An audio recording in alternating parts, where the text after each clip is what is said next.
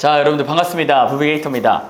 오늘은 저희 부동산 이제 막 공부하려고 하는 분들, 아직 어떻게 공부해야 될지 막막한 분들, 길을 잃었다 하시는 분들이 좀 많은 것 같아요. 그래서 부동산 나 투자나 하고 싶은데, 또는 부동산 경매 해보고 싶은데 어디부터 시작해야 될지 모르겠다라고 하는 분들을 위한 영상이 될 것 같습니다. 자, 첫 번째는 이게 뭐 사실 진리입니다. 어느 분야든 마찬가지인 것 같아요. 부동산 책 최소 10권 이상 읽기. 종이책 추천하는 조금 이따 얘기를 드리고, 일단 책이라는 것 자체가 여러분들 부동산 투자 경력이 최소 3, 4년 이상은 되신 분들일 거예요. 그리고 많게는 10년, 20년, 30년까지 되신 분이 있을 수 있겠죠. 근데 그런 분들의 그 데이터와 경험을, 노하우를 여러분들이 책 한 권으로 볼 수가 있는 거거든요. 어떻게 보면은 뭐 100% 정답지는 아닐 수 있지만 해설지 같은 것들을 여러분들이 15,000원, 18,000원 요즘에 2만원 돈으로 가져오는 거예요. 그분들의 세월, 뭐 몇 년이라는 시간이 지난 거, 그리고 그분들이 실패한 것도 있을 거고 성공한 것도 있을 건데, 그거를 간접적으로 체험하기에 굉장히 좋은 수단이 됩니다. 이거는 뭐 강조해도 지나치지가 않아요. 물론 이거를 오히려 어떻게 읽어야 될지가 고민이죠. 좋은 거는 누구나 다 알고 있어요. 근데 여기서 포인트는 또 최소 10권 이상 읽기입니다. 그러니까 뭐 닥치는 대로 읽어도 좋고요. 뭐 인터넷 서칭만 해도, 그리고 또 제가 책 추천 도서들을 되게 많이 올려놨습니다. 인스타랑 유튜브, 블로그에. 그래서 그거 참고하셔도 좋고요. 그래서 그런 부분들을 참고해서 최소 10권을 읽어야 됩니다. 그렇게 해야 가닥이 잡혀요. 가닥이 잡힌다는 거는 전체 그림이 보인다는 겁니다. 부동산 중에 어떤 걸 봐야 되고, 어디 지역을 봐야 되고, 어떤 입지의 물건을 봐야 되는지 대략적인 그림이 머릿속에 정리가 될 거예요. 여기서 중요한 거는 종이책 추천이라고 했는데, 그 이유가 내 생각을 정리하면서 책을 읽어야 되는 게 중요하기 때문에 10권 이상을 읽으면서 종이책을 좀 추천드립니다. 물론 요즘 이북으로 이렇게 표시해서 내가 그 메모한 부분들도 다 체크할 수 있지만, 최근에 제가 그 실험 결과 뭐 이런 걸 봤는데, 이 모바일이나 아이패드 이런 걸로 보는 것보다 사람의 인지 능력에 있어서 종이책이 훨씬 더 직관적으로 조금 더 와닿는다라는 얘기를 들었거든요. 근데 실제로 제가 그렇기도 해서 보통 이렇게 얘기하잖아요. 종이책이 더 좋아요 하는 분들이 이유가 그런 게 아닐까. 뭔가 좀 더 와닿는 거. 유튜브나 이런 걸로 봤을 때는 사실은 그냥 뭐 영화처럼 보는 경우들이 되게 많잖아요. 책이 좀 더 집중되는 느낌이 있거든요. 근데 그게 정확한 그거는 제가 기억이 안 나는데, 어쨌든 그렇게 얘기를 하더라고요. 그래서 종이책을 추천하고 내 생각을 정리하면서 중요한 부분들 밑줄 또는 접어서 나중에 모르거나 기억 안 날 때 볼 수 있도록 그렇게 좀 진행을 했으면 좋겠습니다. 그래서 이 부분 굉장히 중요하니까요. 10권 이상 읽으면 그 다음부터는 내가 조금 어느 정도 자신감이 붙을 거예요. 이게 되게 힘듭니다. 하기가. 그래서 어쨌든 이 부분을 얘기를 좀 드리고요. 두 번째는 제가 또 이것도 많이 얘기한 건데, 부동산 관련 유튜브, 카페, 블로그를 보는 겁니다. 방금 책을 10권 이상 읽으면서 봐도 되고요. 10권 다 읽고 찾아봐도 되고요. 지금 뭐 부동산 관련 유튜브는 너무나 많고, 뭐 부비게이터 채널을 포함해서, 그 다음에 카페, 부동산 카페도 우리나라에서 제일 큰 부동산 카페들이 몇 개가 있습니다. 그것들은 여러분들 찾아보시면 금방 나올 겁니다. 뭐 부동산 스터디나 각 지역별로 부동산 카페가 다 있습니다. 규모가 큰 데들, 회원수가 몇만 명 이상 되는 데들. 그런데 들어가면은 내가 그 지역을 당장은 잘 모른다고 하더라도 거기에 있는 인기글이나 이런 것만 살펴봐도 여러분들한테 큰 도움이 될 거예요. 그래서 그분들이 지금 어떤 거에 집중하고 있고, 어떻게 그 시장을 바라보는지, 그리고 어디 입지를 좋게 보는지, 왜 좋게 보는지까지 다 세세하게 나와 있습니다. 왜냐면 그 지역 부동산 카페들은 실제 거주하시는 분들 또는 투자하시는 분들이 많이 체류를 하기 때문에 그런 것들을 여러분들이 엿들을 수가 있는 거죠. 거의 임장 간접 체험처럼. 그리고 마지막 블로그 중요성을 뭐 제가 계속해서 강조를 하는 편이긴 한데, 최근에 저도 이제 못 쓰고 있긴 하지만, 블로그 같은 경우는 자기 생각을 아까 우리 책을 읽고 종이책에 생각 정리하라고 했잖아요. 그거를 여기 블로그에 옮겨서 정리하면 그거만큼 좋은 게 없습니다. 조금 이따 다시 한 번 더 설명드릴 거긴 한데, 그리고 이 글 자체를 읽는다는 것 자체가 여러분들이 조금 더 집중력 있게 만들어 주기도 합니다. 그리고 블로그 글을 쓰는 사람들 대부분의 지식의 깊이가 조금 깊은 편이에요. 뭐 예를 들어서 다른 SNS처럼 되게 가벼운 희발되는 그런 글들이 아니고 본인 생각을 꾹꾹 눌러 담은 글들이 많기 때문에 블로그를 꼭 보시는 거를 추천을 드립니다. 그래서 유튜브, 카페, 블로그 보기 이렇게 얘기를 했는데, 이거의 가장 큰 이유가 그냥 방금 이거예요. 책 읽어라 하고, 유튜브 보라 하고, 카페 가입해서 카페 글 보라 하고, 블로그 보라 하는 게 환경 세팅하라는 얘기입니다. 근데 이게 안 되면, 환경 세팅이 안 되면 여러분들 다 말짱 도루묵이에요. 기본 베이스가 환경 세팅인 거예요. 여러분들의 삶 자체를 뭐 부동산과 자기개발 이걸로 만들어 놔야 된다는 겁니다. 그게 아니면 언제든지 다시 예전의 나로 돌아가게 돼 있어요.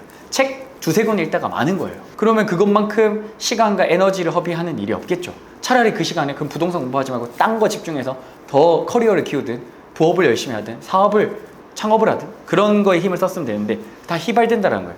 그러면 이게 꾸준히 지속되려면 뭐가 필요하다? 결국에 이런 환경 세팅이 필요한 거예요.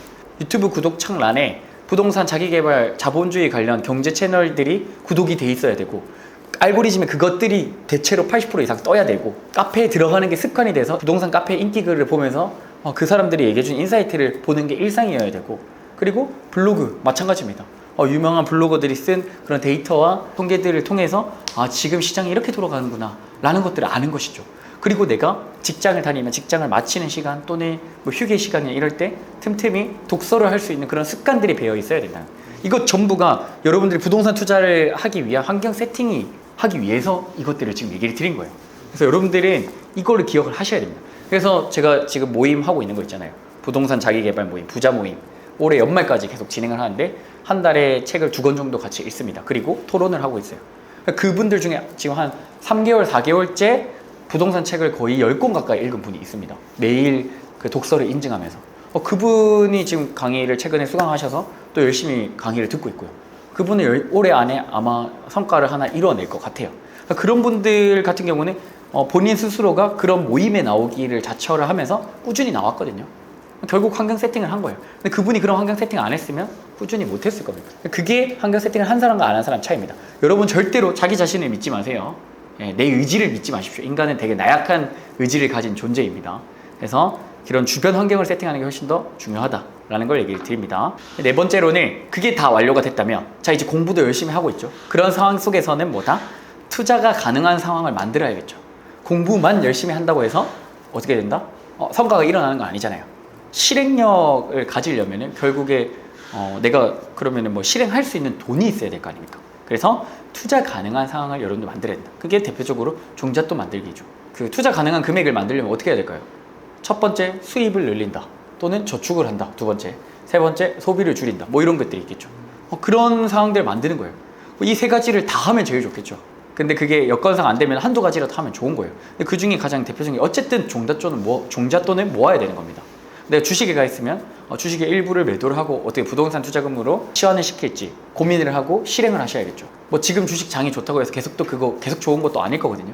그럼 한두 달 뒤에 부비게이터님 그 돈으로 주식으로 투자하려고 했을 때 또 물렸어요. 나중에 오르면 할게요. 그렇게 시간이 계속 딜레이 돼요. 근데 내가 언제 투자할지를 정하고 투자 가능한 상황을 만들면서 그 지점을 확실히 정했으면 그대로 밀고 나가야 됩니다. 우리 자산이라는 것도 부동산도 마찬가지고 다 마찬가지예요. 비트코인도 오르락 내리락 하잖아요. 그럼 그 기간에 변수가 많기 때문에 특정 시점을 정해서 내가 그냥 그거 밀고 가야 돼요. 그래야 투자 가능한 상황이 만들어진다는 거예요. 그래서 여러분들이 종잣돈 만드는 거 차근차근 계획을 저축률 내가 수입 대비 저축을 얼마 하겠다, 지출을 얼마 하겠다, 이런 것들을 정리를 하셔야 된다라는 거. 5번째는 집 근처 부동산 또는 법원을 방문을 한다는 겁니다. 그러니까 이렇게 다 돼 있어요. 나는 이제 돈도 모으고 있고 공부도 좀 해가지고 이제 현장에 나가봐야죠. 부동산은 그냥 인터넷으로 사고 팔고 하는 주식 같은 게 아닙니다. 실제로 그 현장에 가야만 알 수 있는 정보들이 또 있어요. 물론 전화 임장을 잘 하시는 분들은 전화로만으로도 충분히 정보들을 이끌어내고 할 수가 있겠죠. 근데 실제 내가 만약에 진짜 계약을 한다거나 한 번도 가보지 않은 지역을 투자를 한다고 했을 때는 미리 집 근처에 있는 부동산에 가서 연습을 하는 거예요. 우리 집 근처니까 내가 좀 잘 알잖아요. 우리 집 근처 부동산을 투자하라는 얘기가 아니고 시험 삼아 연습 삼아 가보라는 얘기입니다. 그래서 가서 뭐 30분이든 10분이든 20분이든 앉아서 소장님들하고 눈 마주치면서 대화하는 거. 물론 부동산 문 여는 게 쉽지만은 않습니다. 그런 거를 혼자 그런데 하는 경험이 필요합니다. 근데 그걸 혼자 못하겠다 하면은 저희 정규 강의나 다마고치 프로젝트에 부동산을 같이 연간 6회 이상 지금 올 연말까지 같이 갈 수 있는 프로젝트도 제공을 하고 있으니까요.